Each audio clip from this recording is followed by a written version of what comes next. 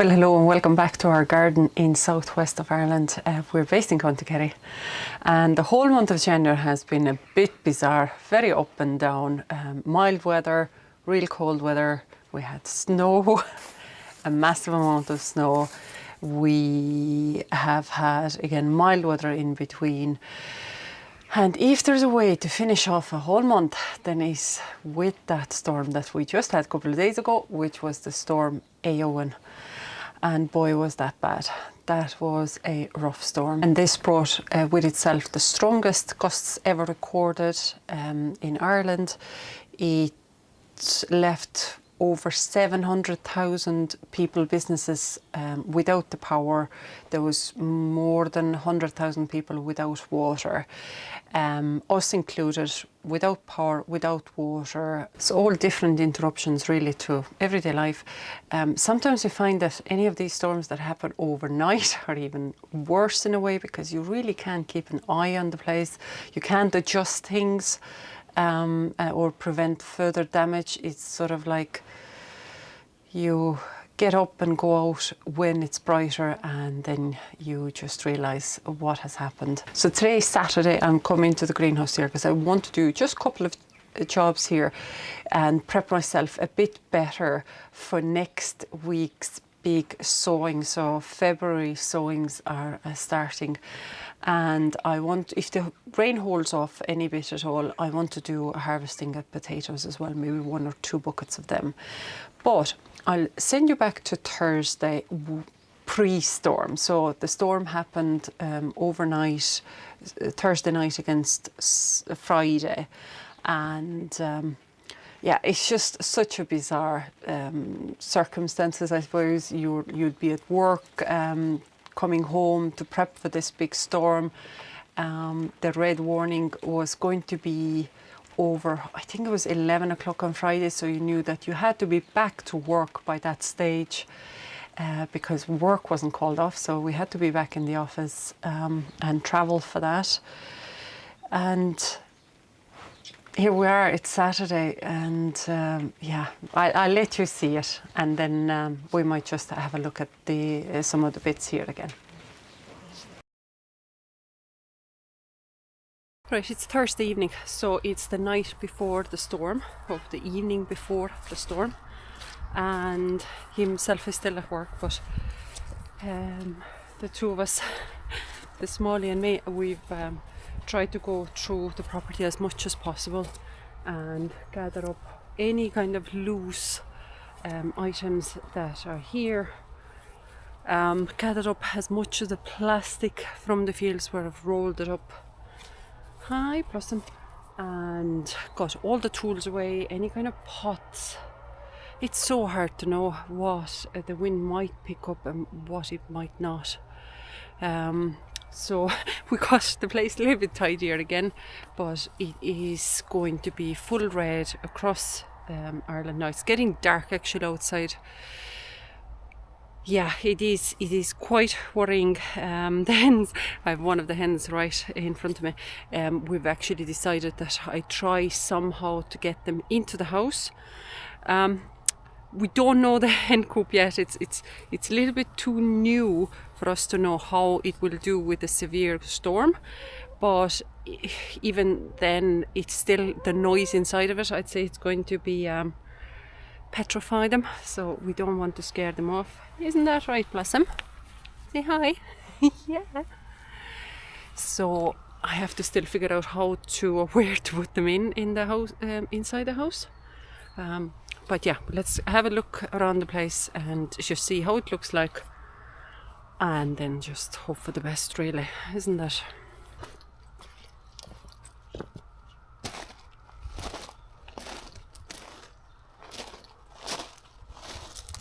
So on the kitchen garden side, there is nothing left here now, nothing loose at all.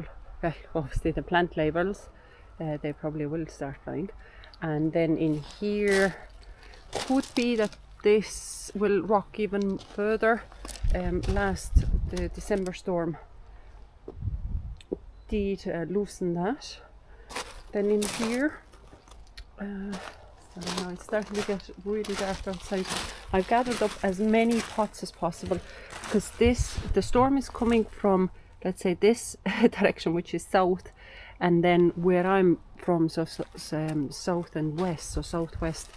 So I'm just hoping that once I gathered the pots together like that, they will be safer. So there's literally nothing loose there.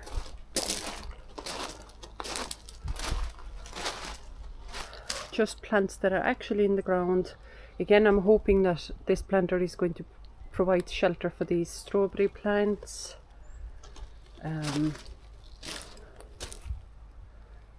More pots. I have a cherry tree that's in a, well, it's ornamental cherry tree. That's I have that flat, so it can't be pushed over. There's more tulip pots in here, a wheelbarrow, and then I just gathered any bit of this kind of a loose, well, these are still the arches, or bits of arches, the metal pieces. I gathered them behind the slatted wall, so I'm hoping that that's going to provide enough shelter, so there's no flight risk. So that's really as much as I can do from here.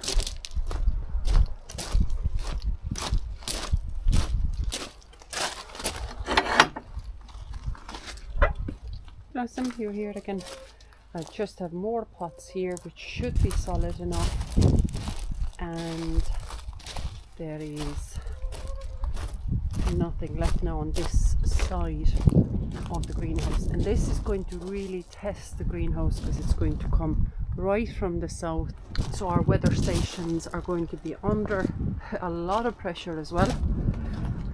They have been knocked out before with severe storms. You just have to like restart them, but on the field, obviously the new planters, there's nothing else left there. I hope just actually I might just throw another stone or two on top of those bits of plastic. They're not fully loose or anything, but these guys are folded up, the big sheet of plastic. Now again, with between its own weight and then maybe these little bits of timber will hold it down. And you can already see obviously how the plastic is actually killing the grass. So that's the green pathway, and that's what I had covered. So that should be one of the new sort of planting areas. That's what I'm hoping for anyway. I gathered up more plastic. They should have a good shelter from the west direction and hopefully from southwest as well. Gathered up all that plastic. Don't know about this, but look, we can hope for the best. And there's nothing else from here to gather. It's the plant labels. I bet you they are going to go flying. And there's nothing in the orchard, well, the branches and things. So just really hoping everybody stays safe and sound. It is full red storm across Ireland so far. So yeah, so let's hope it all passes quickly and painlessly.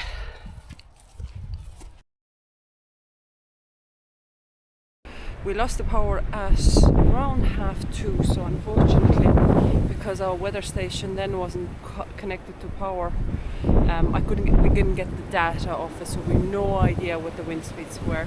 But the night was still very rough, and it's still a red warning outside at the moment, but it is much calmer than what it was during the night.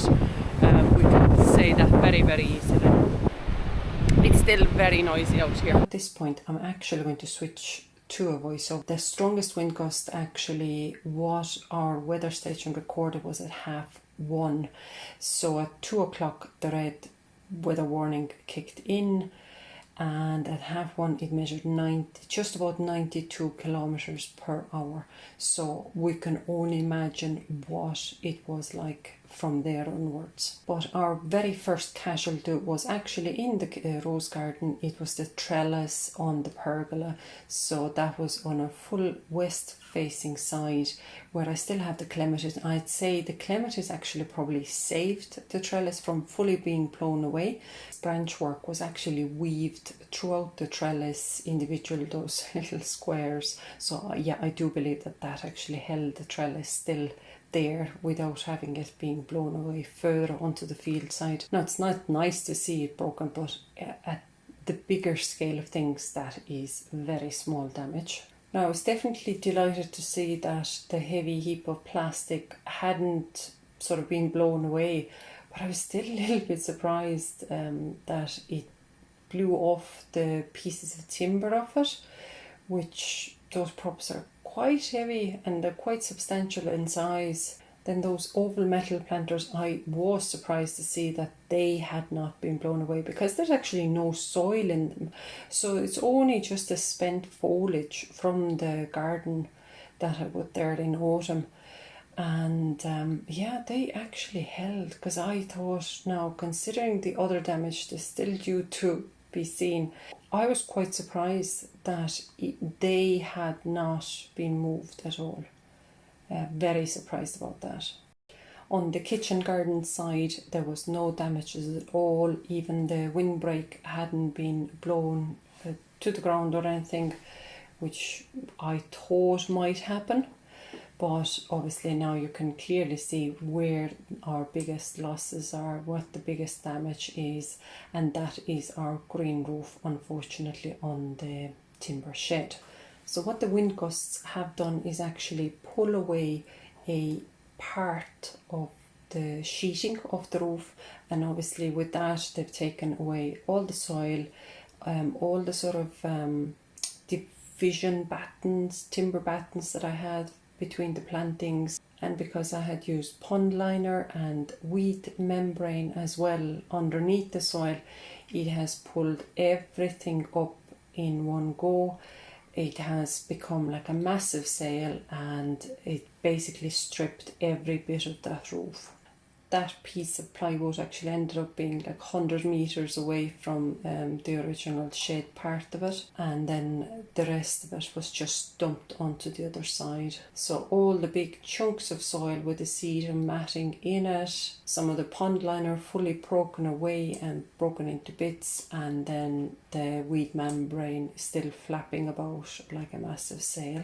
Now, to our delight, obviously, chicken coop had not been damaged at all, not by the winds and not by any of those big trees or any of the branches from those big field maple trees that we have growing on the sort of border with the neighbours. And yeah, so that was just definitely a massive relief to see that had survived. And I had taken the girls back to their own quarters. They were happy to get back into their house.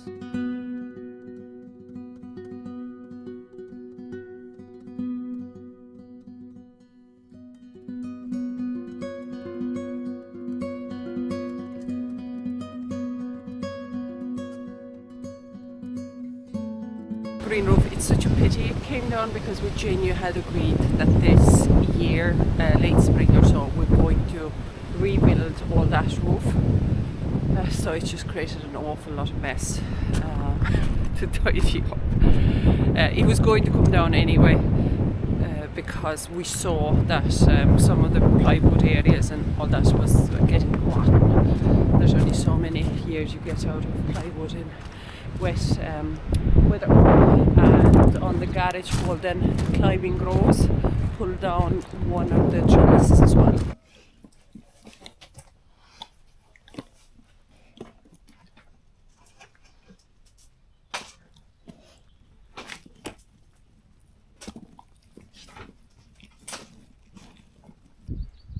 It's gorgeous now outside, the sun even came out. But let's have a quick look at this green roof now, because that really is our one true damaged part. Like the trellis in the between the rose garden and the pergola side, it's much smaller as a damage.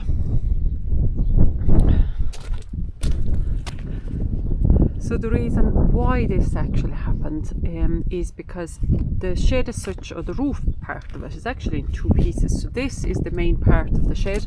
This is the original shed with a really nice low angle, really nice soft angle here, so you can actually walk on this platform. So this is still all quite solid, but there's another angle going the other direction, and this was like a little extension.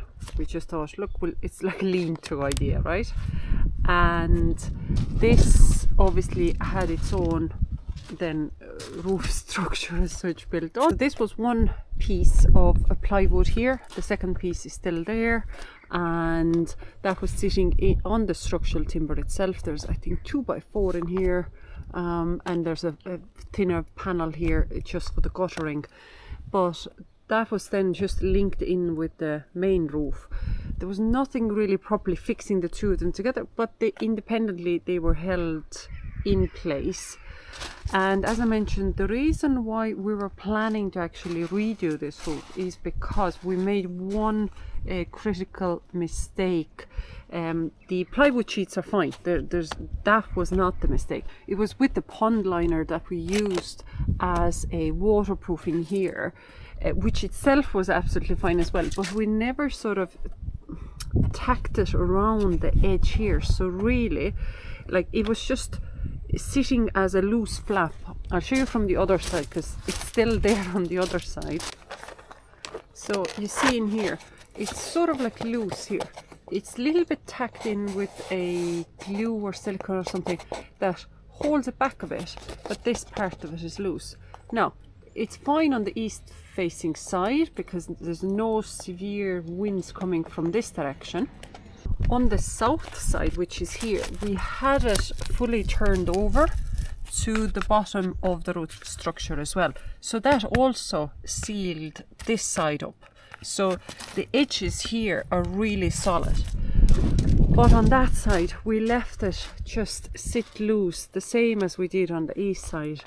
And over time, we could see that as the pond liner was exposed to the wind and rain and snow and water and all that, it started to get brittle and it started to break apart.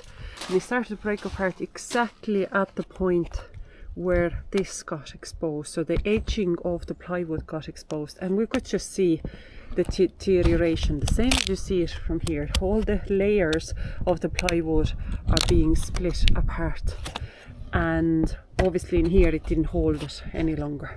So this is rotten as such, and it was able to give away. And obviously once this sheet then went with the wind, it became like a big sail and pulled everything else with it. So this really here now is one big mess.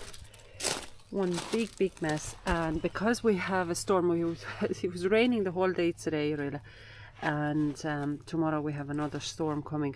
There's nothing I can do about this. We put back as much of the sedum, sort of big chunks as possible. Some of it now obviously it's mixed in with the gravel. You see the sedum matting here. Any of the bigger chunks that were able to sort of become an anchor to the rest of the membrane, just to hold it back now until we actually get a time to sort this out. It has gone on top of the IBC tank, like it just came out of force. Just everything is covered with soil. But there was way worse devastation to other people's properties. We're fine, the house is fine, which we're absolutely delighted about. And even as that stands and as it has been damaged, it is still waterproof. Like the timber in the timber shed is absolutely sound. All my gardening stuff in the timber shed is protected, and none of that is damaged. It's just the structural part, and obviously now as some of the other areas exposed to water and all the other elements, that can start to deteriorate itself as well. But we're end of January, so February, March, April, there's another 3 months to go. I'd say I doubt we can get at it before May. I doubt it, unless we have a very warm and mild and sunny spring ahead of us that we haven't been told about. But let's get a little bit of potatoes as well while the sun is still shining, and get a bucket out. So that would be one of the buckets that I would have put into the garage before the snow event.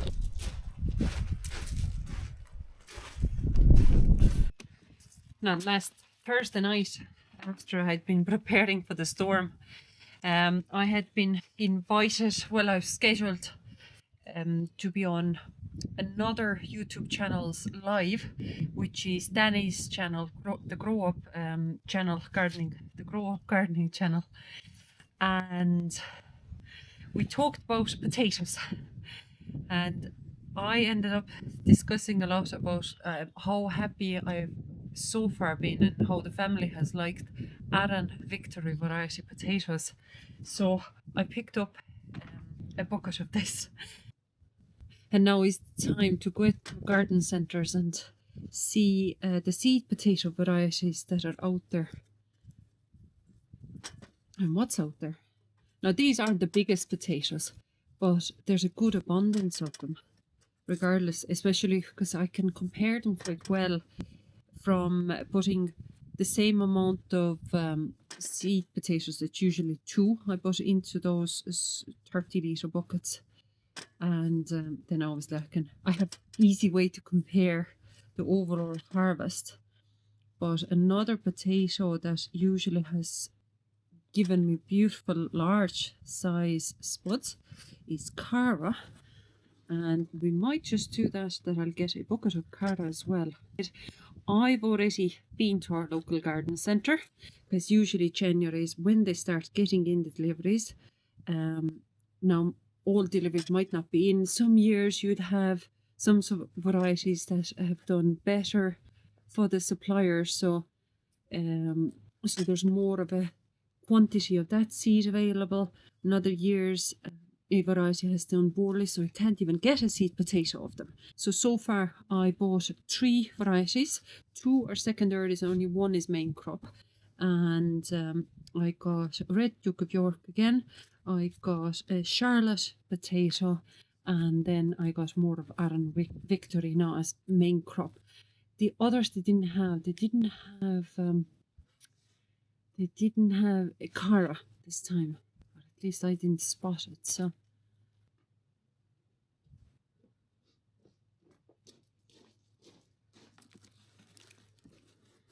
woohoo.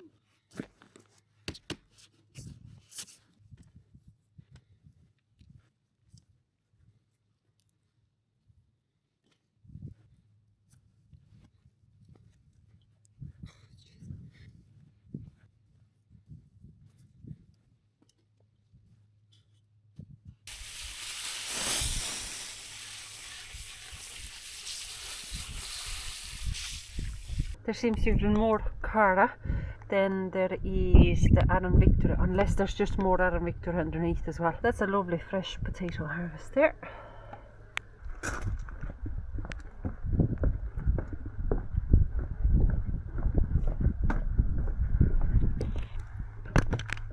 I just left it behind the patio door, ready so I can take it in through the kitchen. So I always find it so bizarre that when we've had these kind of weather events that disconnect you from the typical way of life, and especially if it happens so locally for us here, and then you have to go back to work and everything is real back to normal. There's no power cuts, there's no water disconnections. You have to go back to work and be part of like your proper functioning society again, and then you come back to the dark ages here. It's just so bizarre. Now, the one thing I wanted to do in the greenhouse here was actually put up, or see if I can put up, these festoon lights. Now, I've been forever looking for them, and I've always felt very stingy, and I really haven't wanted to pay the amount of money they usually ask for them, because these are really popular during the summer. But they were on sale, and then I actually ordered them at the same time as I ordered the heated propagator. Oh, which to say, I'll give you a little glimpse of the heated propagator. So 1 week since I've sown the seeds, and you can see the update of what has happened there. Cauliflower has come up. Cabbages, green primo has come up, and some of the red ones, the Bretino, have come up as well. And nothing from the chilies yet. Nothing from these chilies yet, or peppers. And nothing from here yet either. Coming back to it. I ordered them with a propagator. I just did not put them up because of the storm warning. When I had the time to put it up, the storm warnings were coming. I was like, I can't really put them up just in case we won't even have a greenhouse. So the greenhouse made it through the storm, and I want to see if I can, put these guys up and give me a little bit of this kind of lighting inside here. Because once it gets dark outside, it is dark inside here as well. So at least this way, I might be able to stretch my evenings a little bit. Or just overall give me this kind of a romantic mood inside here. Cozy. Maybe, yeah, not romantic, maybe just cozy.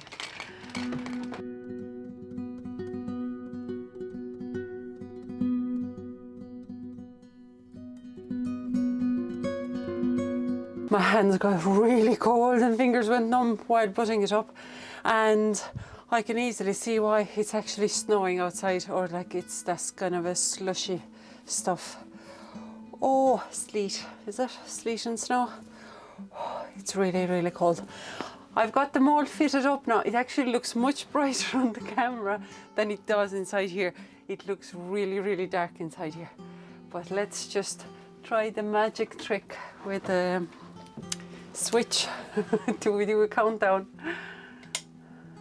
Hey! It has lit up the space so well. It's so pretty. It actually genuinely is really pretty because it's a warm white light as well that's on it. It has done a wonderful job just overall to brighten up the space. Now the bulbs themselves are plastic and they're not replaceable, but it looks like a nice setup. I really, really like it.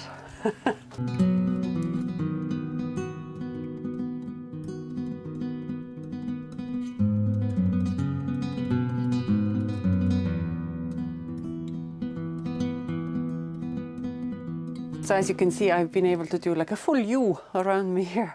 The back door we don't really use, only during the summer, that's wide open. And these lights are suitable for indoor and outdoor as well. So yeah, it lights the place up really well. Well happy with it. Do you approve, mister? Do you approve? Well, you definitely approve the bedding you have there. Yeah. Yeah, you do. Butterfly netting. You like the soft butterfly knitting, nice and warm and cozy. Yeah, I better get indoors now, get the fire going again, get warm. I was hoping to get more done in the garden this weekend, but obviously, look, the weather was not helping at all, and there's not much you can do about it. Most of my seed orders have arrived now, so next week I am so geared up to start sowing way more than what I did this month, because from the second half of February onwards, the daylight hours are going to increase noticeably. Even already in Ireland, the saying is there's a grand stretch in the evenings, is literally once Christmas is over, you can start hearing that more often and more often. But there's such truth to it, because it's already, what's it now? I think it's 5:30 in the evening. So once the clouds pass me, I can see a little bit of daylight still there. So it's going to improve, it's going to get brighter, and those are the conditions you need for the healthy seedling growth, especially if you don't have grow lights like me. So seed sowing for next week, yeah, starting to chit the potatoes. But actually, talking about potatoes, leave me a comment below if you grow potatoes. Now, if you don't, you don't. But what is your favourite a variety of potatoes to grow. Any particular reason? Do you know, some people love a nice waxy spot, which our household does as well. Somebody likes it really floury because they do a lot of mashed potatoes, or you like roasted potatoes, or you like what? Checked potatoes, whatever you might be using it for. Yeah, so leave a comment below. And otherwise, I leave it here, get inside and get warm again, because my fingers the fingers are now. So I hope everybody got through the storm, EOWYN, without too much damage, and onwards and upwards. And thanks a million for joining me today, and we'll see you next time.